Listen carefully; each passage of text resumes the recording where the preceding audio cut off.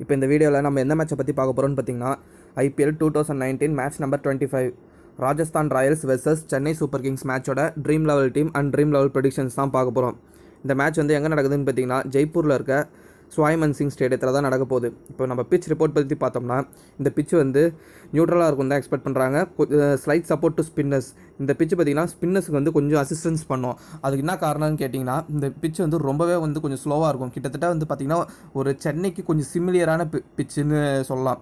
இன்னும் சென்னைக்கும் இதுக்கு கொஞ்சம் தான் வித்தியாசம் வரும். என்னன்னா சென்னைக்கு வந்து சென்னையில் பார்த்திங்கன்னா பால் வந்து பேட்டுக்கு வந்து சுத்தமாக வரவே வராது.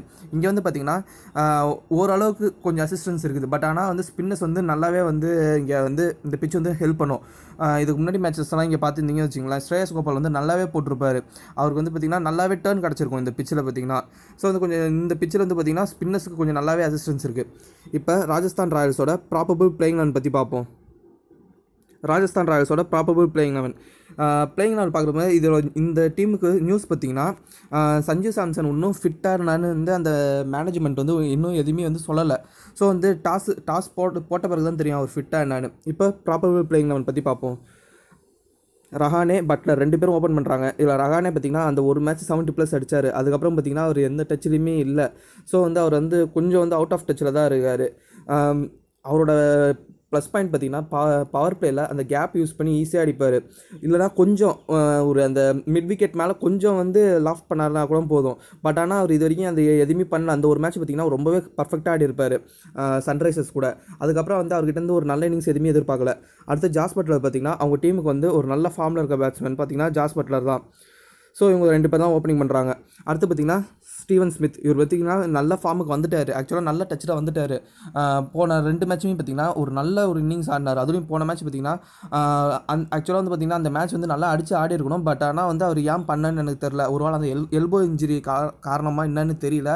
பட் ஆனால் அந்த இன்னிங்ஸ் வந்து பார்த்திங்கன்னா ஒரு நல்ல இன்னிங்ஸ் தான். பட் ஆனால் அந்த மேட்ச் வந்து அவர் கொஞ்சம் வந்து இன்னும் ஆக்ஸ்குலேட் பண்ணியிருந்தா மேபி ஒரு 20-25 ரன்ஸ் பார்த்திங்கன்னா அந்த மேட்ச் வந்து எக்ஸ்ட்ரா அடிச்சிருக்கலாம். அவங்க கொஞ்சம் கேகேஆர் ஜெயிச்சிருப்பாங்கன்னு சொல்ல முடியாது. கொஞ்சம் வந்து கேகேஆருக்கு வந்து பார்த்திங்கன்னா கொஞ்சம் வந்து டஃப் கொடுத்துருக்கலாம். ப்ளஸ் நெட் ரன் ரேட் வந்து இவங்களுக்கு கொஞ்சம் கொஞ்சம் அதிகமாக இருக்கும். அடுத்து பார்த்திங்கன்னா ராகுல் திரிபாதி. இவர் பார்த்திங்கன்னா இவர் ஒரு நல்ல பேட்ஸ்மேன். எனக்கு தெரிஞ்ச ரஹானே ஓப்பனிங் ஆடுறதுக்கு இவர் வந்து ஓப்பனிங் ஆடலாம். இவர் ஓப்பனிங் ஸ்பாட்டில் பார்த்திங்கன்னா ஒரு நல்ல வந்து ஸ்கோர் வச்சுருக்காரு, நல்ல ஆவரேஜ் வச்சுருக்காரு. எப்படி வந்து ஒரு டைமில் வந்து பட்லர் வந்து மிடில் ஆர்டரில் ஆட வச்சு அவரை வேஸ்ட் பண்ணி அதுக்கப்புறமா ஓப்பனிங் இறக்கி அவர் வந்து நல்லா பர்ஃபார்ம் பண்ண ஆரம்பிச்சிடும். அதே மாரி கேஸ் தான் ராகுல் திரிபாதியும். அவரும் பார்த்திங்கன்னா மிடில் ஆர்டர் பேட்ஸ்மேன்லாம் கிடையாது. அவர் வந்து டாப் ஆர்டர் பேட்ஸ்மேன். ஆக்சுவலாக வந்து டாப் ஆர்டர்னு சொல்லக்கூடாது, ஓப்பனிங் பேட்ஸ்மேன் சொல்லலாம். ஆனால் வந்து அவருக்கு வாய்ப்பு கிடைக்கல. ரஹானே வந்து பெசாமல் மிடில் ஆர்டர் ஆடி ராகுல் திரிபாதி வந்து பட்லர் கூட ஆடினாங்கன்னா ராஜஸ்தான் ராயல்ஸுக்கு பார்த்திங்கன்னா ஒரு நல்ல ஸ்கோர் வந்து ஸ்கோர் போர்டில் போடலாம். அடுத்து பென் ஸ்டோக்ஸ். இவர் பார்த்திங்கன்னா வந்து சமீபத்தில் வந்து பார்த்திங்கன்னா அந்த அளவுக்கு டச்சிலே இல்லை இவர். அதுலேயும் பேட்டிங்கில் குறிப்பாக சொல்கிறேன்னா அந்த அளவுக்கு டச் இல்லை. ப்ளஸ் பவுலிங் பார்த்திங்கன்னா ஓரளவுக்கு நல்லாவே போட்டுக்கிட்டு இருக்காரு. ப்ளஸ் டெத் ஓவர்லையும் ஓரளவுக்கு நல்லா போட ஆரம்பிச்சிட்டாரு.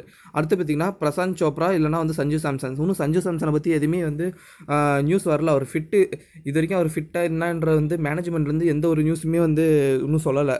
ஸோ வந்து டாஸ் போட்ட பிறகு தான் தெரியும். அடுத்து பார்த்திங்கன்னா கிறிஸ்டபா கௌதம். இவர் பார்த்திங்கன்னா இவர் வந்து ஒரு நல்ல ஒரு பவுலிங் ஆல்ரவுண்டர். இவர் பார்த்திங்கன்னா பவர் பிளேயில் போடக்கூடிய bowler plus wicket taking bowler. ஆனால் வந்து இந்த சீசனில் பார்த்திங்கன்னா ஒரு இன்னும் விக்கெட்ஸ் பிக் பண்ணி கொடுக்கல பவர் பிளேயில். போன வருஷம்லாம் பார்த்திங்கன்னா பவர் பிளேயில் மினிமமாக வந்து ஒரு விக்கெட் எடுத்து கொடுத்துருவாரு. ஆனால் இந்த சீசன் பார்த்திங்கன்னா அவருக்கு வந்து பேட்டிங் வாய்ப்பு அதிகமாக கிடைக்கல. ப்ளஸ் வந்து அந்த பவுலிங்கில் பவர் பிளேயில் பார்த்திங்கன்னா விக்கெட்ஸ் எடுத்து கொடுக்க மாட்டேங்கிறார். ப்ளஸ் ரன்னை வந்து ரொம்பவே கன்சிட் பண்ணுறாரு. மேபி இன்றைக்கி இவர் பதிலாக கூட வேறு யாராவது வரத்துக்கு ஒரு வாய்ப்பு இருக்குது. அடுத்து ஜோஃப்ரா ஆர்ச்சர். இவங்க டீமுக்கு இவர் தான் வந்து ஃப்ரண்ட் லைன் பவுலராக இருக்கார். பேஸ் பவுலரில் நல்ல ஃபார்ம்லேயும் இருக்கார். ஆனால் வந்து பார்த்திங்கன்னா ஒரு மேட்ச் நடுவில் வந்து பார்த்திங்கன்னா கொஞ்சம் எக்ஸ்பென்சிவாக போனார்.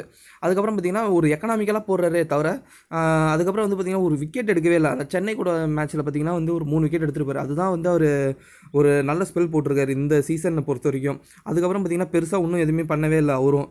அடுத்து ஸ்ரேயஸ் கோபால். இந்த பிச்சில் வந்து பார்த்திங்கன்னா ஸ்ரேயஸ் கோபால் வந்து ஒரு வைஸ் கேப்னாக போடக்கூடிய அளவுக்கு வந்து பர்ஃபார்மன்ஸ் கொடுத்து வச்சுருக்காரு. ரொம்பவே வந்து நல்ல ரெக்கார்டு வச்சுருக்காரு இந்த கிரவுண்டை பொறுத்த வரைக்கும். அடுத்து தவால் குல்கர்னி, சுதேஷன் மித்துன். இவங்க 2 பேருமே வந்து பார்த்திங்கன்னா வந்து ஓரளவுக்கு வந்து நல்ல பவுலர் தான் சொல்லணும். இவங்க டீமுக்கு பார்த்தீங்கன்னா எப்படி ஒரு ஆர்சிபிக்கு வந்து ஒரு பவுலிங் பிரச்சனையோ, ஆனால் வந்து அந்த அளவுக்கு வந்து இவங்களுக்கு பவுலிங் பிரச்சனை கிடையாது. அது காரணம் வந்து ஒரு டெத் ஓவரில் வந்து போகிறதுக்கு ஒரு நல்ல பவுலரில் ஜோஃப்ரா ஆர்ச்சர் பார்த்தீங்கன்னா ஒரு ஓவர் தான் போட முடியும். இப்போ வந்து கொஞ்சம் ரன்ஸை வந்து முன்னாடியே கன்சிட் பண்ணால் கூட ஜோஃப்ரா ஆர்ச்சரை வந்து மேலே யூஸ் பண்ணிடுறாங்க. யூஸ் பண்ணக்குள்ள கீழே வந்து பார்த்தீங்கன்னா டெத்தில் வந்து அவரால் ஒரு ஓவர் மட்டும் தான் போட முடியுது. அப்படின்னாக்குள்ள தவல் குல்கர்னி 2 ஓவர் போட வராரு. அப்படின்றதுனால வந்து டெத் ஓவரில் வந்து ஈஸியாக வந்து ராஜஸ்தான் ராயல்ஸ் வந்து எல்லாருமே அடிச்சிடுறாங்க. இப்போ அடுத்து சென்னையோட ப்ராபபிள் பிளேயிங் 11 பற்றி பார்ப்போம். சென்னைக்கு நியூஸ்ன்னு சொல்ல எதுவுமே இல்லை. நியூஸ்ன்னு சொல்லணுன்னா வந்து மோஸ்ட்லி அன்சேஞ்சில் தான் போவாங்க. அது காரணம் பார்த்திங்கன்னா கிட்டத்தட்ட வந்து சென்னையில் நடந்த பிச்சு சிமிலியராக இருக்குதுன்றதுனால மேபி இதே ப்ராபபிள் பிளேயிங் லெவலோட போகிறதுக்கு தான் நிறையா வாய்ப்பு இருக்குது. ஓப்பனிங் பார்த்திங்கன்னா வாட்சனும் டூப்ளசிஸும் ஆடுறாங்க. இதில் பார்த்திங்கன்னா வாட்சன் வந்து ஃபார்மில் இருக்காரா என்னன்னே தெரில. அவர் பார்த்திங்கன்னா பிஎஸ்எல்லில் இதுக்கு முன்னாடி தான் நடந்து முடிஞ்சது பிஎஸ்எல். அதில் பார்த்திங்கன்னா ஹையஸ்ட் ரன் கேட்டராக இருந்தார். பட் ஆனால் இங்கே வந்து பார்த்திங்கன்னா தடையிட்டு இருக்கார்.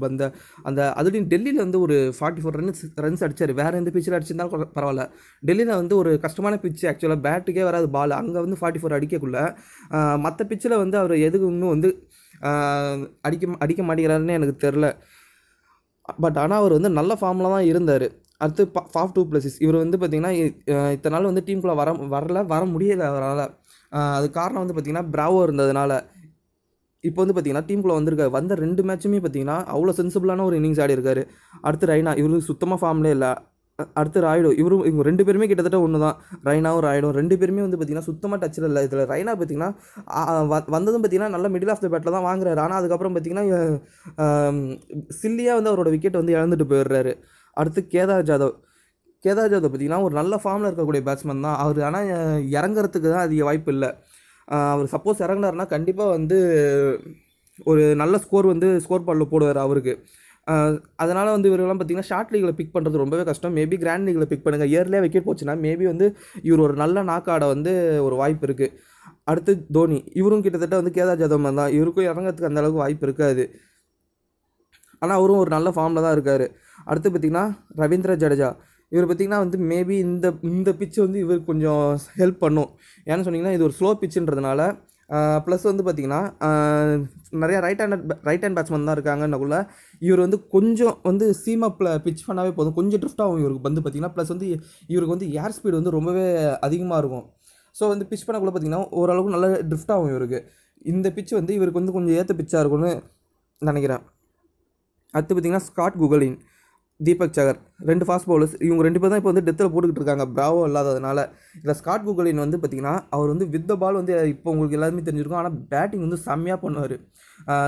சொல்லணுன்னா வந்து அவர் வந்து ஓரளவுக்கு மிடில் ஆர்டர்லேயே விளையாட வைக்கலாம். அந்தளவுக்கு வந்து நல்லா பேட் பண்ணுவார். ஆனால் வந்து நான் அவர் பேட் பண்ணதை வந்து பார்த்திங்கன்னா நியூசிலாந்து பிச்சில் மட்டும்தான் நான் பார்த்துருக்கேன் அவர் பேட் பண்ணி. நியூசிலாந்து பிச்சில் பார்த்திங்கன்னா ரொம்பவே சூப்பராக விளையாடுவார். பட் ஆனால் வந்து இப்போ வந்து ஒரு மொஹாலி இந்தமாரி பிச்செல்லாம் பார்த்திங்கன்னா மொஹாலி இப்போ சன்ரைசர்ஸில் இருக்க அங்கே இருக்கிற அந்த இந்த ராஜீவ்காந்தி ஸ்டேடியமு இங்கெல்லாம் பார்த்திங்கன்னா அவர் பேட் பண்ண அனுப்பிச்சாங்கன்னா கண்டிப்பாக வந்து ஒரு சுனில் நரேன் எப்படி யூஸ் பண்ணுறாங்க கேகேஆர் அந்தமாரி வந்து சென்னை வந்து பார்த்திங்கன்னா குகலின் யூஸ் பண்ணலாம். அந்தளவுக்கு வந்து ஒரு ஹிட்டிங் எபிலிட்டி இருக்கிற ஒரு ஆள். அது எத்தனை பேருக்கு நமக்கு தெரியும்னு தெரில. பட் ஆனால் கண்டினியூஸாக வந்து கிரிக்கெட் வாட்ச் பண்ணுறவங்களுக்கு அவரோட பேட்டிங்கை பற்றி நல்லா தெரிஞ்சிருக்கும். அடுத்து தீபக் சகர் இவர் பார்த்திங்கன்னா இது வரைக்கும் டெத் ஓவரில் போட்டதே இல்லை. கடைசி 2 மேட்சாக தான் வந்து டெத் ஓவர் போட்டுருக்காரு. பட் ஆனால் நல்லா பர்ஃபார்மன்ஸ் கொடுக்குறாரு டெத் ஓவரில். போன மேட்ச் பார்த்திங்கன்னா இயர்லியாகவே 3 விக்கெட் எடுத்தார். ஸோ அவர் ஒரு நல்ல ஃபார்மில் தான் இருக்கார். அடுத்து பார்த்திங்கன்னா ஹர்பஜன் சிங், இம்ரான் தாகிர் இந்த பிச்சில் இவங்க 2 பேரும் ரொம்பவே குரூஷியலாக இருப்பாங்க. ஏன்னா வந்து பிச்சு வந்து ஸ்லோவாக இருக்குன்ற காரணத்தால் ரொம்பவே வந்து குரூஷியலாக இருப்பாங்க. இப்போ இந்த ஸ்டேடியத்தோட ஸ்டாட்ஸ் பற்றி பார்ப்போம். ஆவரேஜ் ஃபஸ்ட் இன்னிங் ஸ்கோர் பார்த்திங்கன்னா 160, ஆவரேஜ் செகண்ட் இன்னிங் ஸ்கோர் பார்த்திங்கன்னா 152. இப்போ ஸ்மால் லீக் கிராண்ட் லீக் உண்டான கேப்டன் வைஸ் கேப்டன் பற்றி பார்ப்போம். பட்லர், சஞ்சு சாம்சன் அவர் வந்து ப்ளே பண்ணுவாரான்னு தெரில. பட் வந்து பார்த்திங்கன்னா 2 மேட்ச் ஆயிடுச்சு. அவர் வந்து மேபி இந்த மேட்ச் வரத்துக்கு ஒரு நல்ல வாய்ப்பு இருக்குது. மேபி இன்னத்துக்கு க்யூர் ஆகிருக்கும்னு நம்ம நம்பலாம். ஏன்னா அவர் அந்த டீமுக்கு வந்து தேவை. அந்த 1-down பொசிஷன்னா அவர் ரொம்பவே வந்து இம்பார்ட்டண்ட்டான ஒரு பிளேயராக இருக்கார் ராஜஸ்தான் ராயல்ஸுக்கு. அவர் வந்து எவ்வளோ சீக்கிரமாக குணப்படுத்தி கூட்டு வர முடியுமோ அப்படி தான் அவங்க பார்ப்பாங்க. சப்போஸ் அவர் வந்தார்னா அவர் வந்து நீங்கள் ஸ்மால் லீக்கில் வந்து கேப்டன் இல்லை வைஸ் கேப்டனுக்கு யூஸ் பண்ணலாம். அடுத்து Steven Smith, Faf du Plessis, Shane Watson, Suresh Raina இவங்களாம் பார்த்திங்கன்னா ஸ்மால் லீகோட கேப்டன் வைஸ் கேப்டன்ஸ். அடுத்து கிராண்ட் லீகோட கேப்டன் வைஸ் கேப்டன் சாய்ஸ் பார்ப்போம். ரஹானே, தோனி, பென் ஸ்டோக்ஸ், கேதார் ஜாதவ் இவங்க இதில் வந்து பார்த்திங்கன்னா தோனி, பென் ஸ்டோக்ஸ், கேதார் ஜாதவ் இவங்க 3 பேருமே பார்த்திங்கன்னா வந்து அவங்க இறங்குற பொசிஷனால் தான் வந்து நான் வந்து கிராண்ட் லீக் சஜஸ்ட் பண்ணேன். பட் ஆனால் ரஹானே வந்து பார்த்திங்கன்னா அவர் ஒரு டாப் ஆர்டர் பேட்ஸ்மேன் தான். ஆனால் அவரோட பேட்டிங் ஸ்ட்ரென்த் வந்து இந்த ஃபார்மேட்டுக்கு வந்து சுத்தமாக சூட் ஆகலை. சப்போஸ் அவர் எப்பயாவது ஃபயர் ஆனாலும் அன்றைக்கி மாரி ஒரு 70 ரன் அடித்தாங்கன்னா ரொம்ப ரேர் தான். ஆனால் அது அந்தமாரி நடக்கிறதுக்கு சப்போஸ் அந்தமாரி அடித்தாருன்னா மேபி அந்த டீம் மேலே போகும் நீங்கள் அவர் கேப்டனாக போட்டிருந்தீங்கன்னா. இந்த மேட்ச்சுக்கு பார்த்தீங்கன்னா நான் 2 டீம் ப்ரிஃபர் பண்ணுறேன். இப்போ நம்ம டீம் 1 பார்ப்போம்.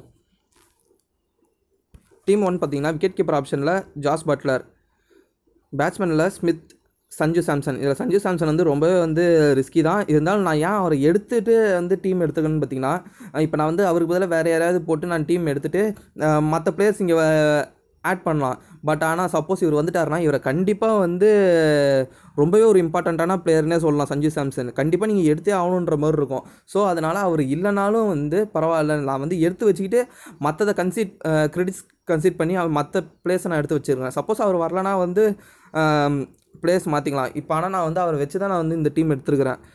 அடுத்து வாட்சன், ரெய்னா, டு பிளசிஸ்.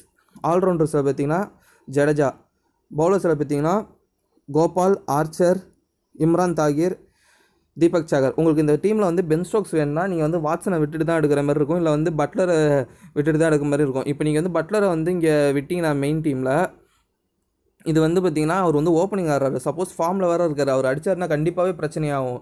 இப்போ வந்து தோனி வரத்துக்கு வந்து கொஞ்சம் இயர்லியாக அவர் வர முடியாது அவரால். ஏன்னா வந்து பார்த்திங்கன்னா வந்து இங்கே டாப் ஆர்டர் பார்த்திங்கன்னா வந்து டு பிளசிஸ் வந்து ஒரு இடத்த வந்து நல்லா ஸ்டாண்ட் பண்ணி ஆடுறாரு. ப்ளஸ் வந்து பார்த்திங்கன்னா சப்போஸ் சிஎஸ்கே வந்து செகண்ட் பேட்டிங் ஆடக்குள்ள சுத்தமாக வந்து தோனிக்கு வந்து வாய்ப்பே இருக்காது.